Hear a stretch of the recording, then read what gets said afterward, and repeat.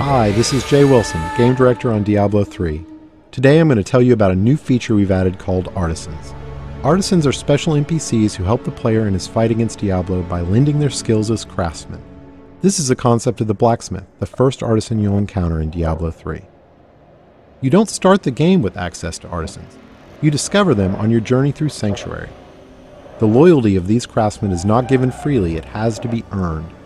When you encounter them in the game, you'll have to gain their trust and loyalty by being the hero that we all know you are.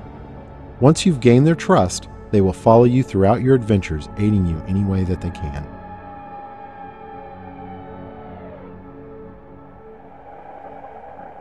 We knew we wanted to add a crafting system to Diablo 3, but we felt that the idea that the player would have a side job on top of the immediate pressure of saving the world didn't really fit the tone of a Diablo game. We also didn't want the player to have to spend a ton of time banging on an anvil when they should be out killing things. So instead, artisans will do the crafting for you. As you can see, the blacksmith has set up shop in New Tristram and is ready to help out.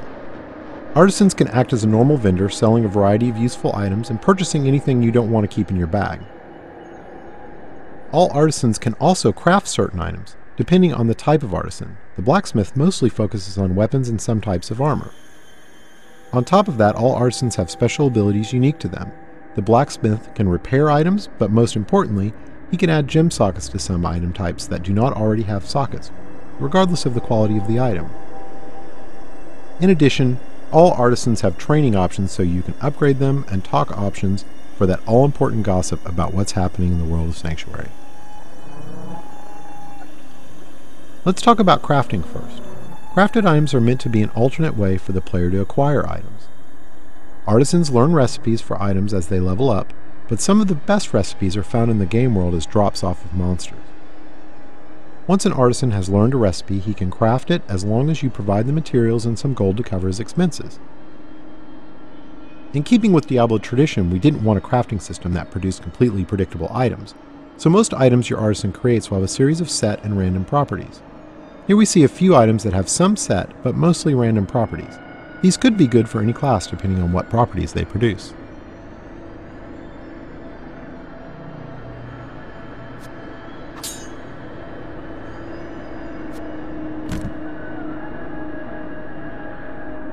The main special skill of the blacksmith is his ability to add gem sockets to specific item types.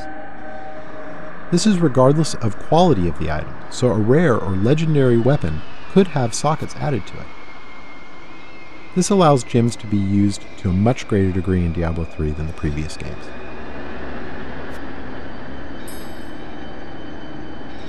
To craft items you need materials. Materials are acquired primarily through salvaging. You can use a special artifact you acquire that allows you to break items down into materials that can be reused in the crafting process. This has a couple of advantages. Less trips to the vendor to sell items because you can easily break them down while you're adventuring. And any items you don't need you can recycle in the hopes that they can be turned into something better. Artisans can be improved over time. The artisan does this by using crafting materials you provide him to train and practice. As you can see, once you've acquired the right materials, the upgrade process is quick. The goal here is to put the time investment into acquiring the materials you need through fighting monsters, not have you spend tons of time in town with your vendor. One of the great things about artisans is that they are visualized in the world. As you can see, now that the blacksmith has leveled up, the look of his shop is improved. Here's an example of how much a single artisan can improve throughout the game with this fully upgraded blacksmith. Once you're done dealing with your artisan, you're free to take your newly acquired fat loot and return to monster fighting and rainbow viewing.